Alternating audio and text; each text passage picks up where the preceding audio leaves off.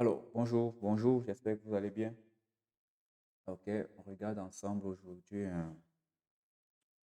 une petite revue de la préparation du workshop sur les microservices. Alors, depuis plusieurs mois déjà, on veut faire un workshop sur les microservices avec mes amis et moi. Et ça fait pas mal de temps qu'on a voulu mettre en place ce workshop. Donc, aujourd'hui, cette minute vidéo, on va un peu regarder ce qui sera abordé au workshop. Et on devra mettre en place aussi un site web, par exemple une page web pour avoir le processus, pour voir le processus ou bien les phases qui seront abordées dans le workshop. En plus de ça, on va aussi faire les PowerPoint, bien préparer le workshop parce qu'on aimerait que les participants puissent toucher de près le workshop sur les microservices. Alors, le workshop sera principalement basé sur les microservices avec la technologie Node.js, et peut-être, on pourra peut-être mettre Python pour un microservice aussi, au cas où, et, et .NET, et .NET, .NET. Donc voilà. Alors, pour le workshop, si on part par exemple sur le PAF, si on part sur le PAF, on peut avoir en introduction juste le big picture, du workshop, big picture. Donc, le big picture, c'est le big picture sur les microservices, l'aperçu général des microservices. Ok, d'accord. Si on a regardé le big picture, on peut prendre les fondamentaux. Donc, on va prendre aussi les fondamentaux des microservices. On aimerait le faire en plusieurs parties. C'est pour ça qu'on va découper le workshop fondamentaux des microservices.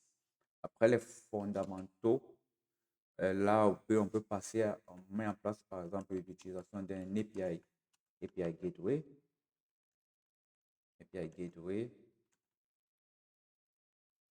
pour la troisième partie, API Gateway et les services Edge.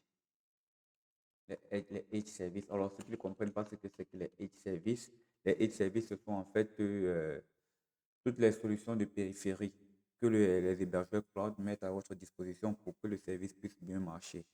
Donc, sur la quatrième partie, j'ai pensé à l'authentique l'authentification, authentification et l'autorisation.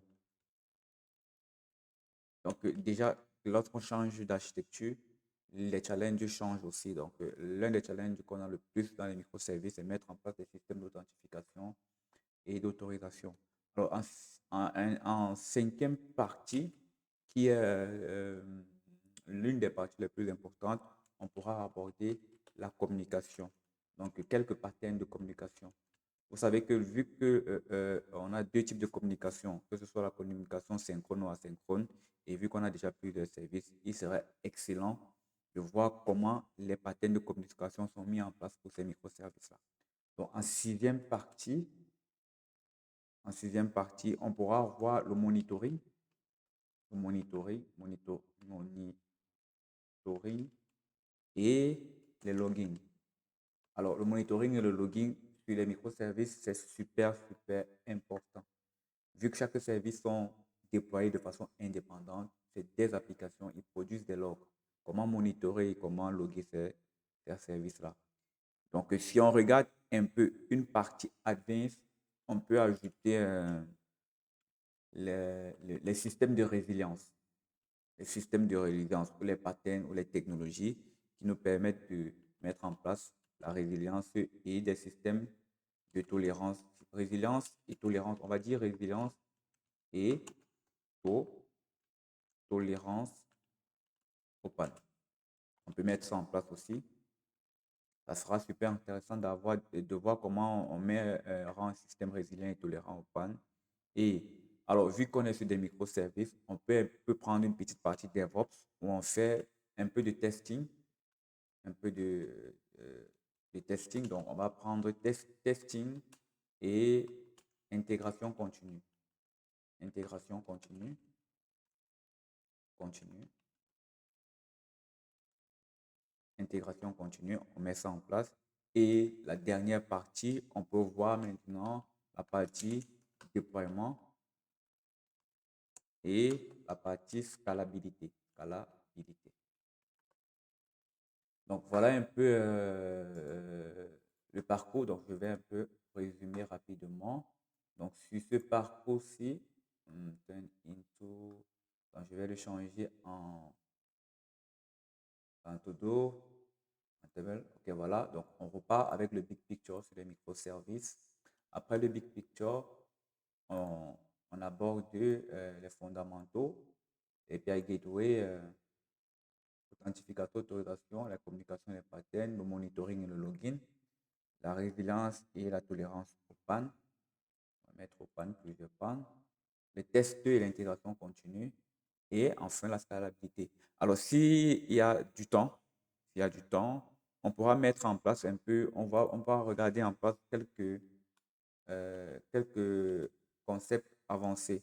Donc, on peut regarder en place quelques concepts avec, comme par exemple, les, les fait que, on va mettre voilà, advanced concept, advanced concept, comme par exemple l'utilisation des CQRS et la mise en peut-être aussi l'utilisation du event-driven architecture, event-driven architecture, architecture pilotée par événement.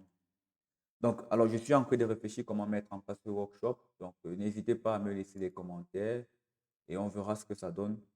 On se donne rendez-vous ici d'ici un mois. Si le workshop est prêt, on balance le freestyle et on partage ce qu'on sait faire. Donc, laissez des commentaires et on se dit rendez-vous à la prochaine fois pour les mises à jour du week-end pour voir comment ce workshop sera mis en place. Merci et bonne journée à vous.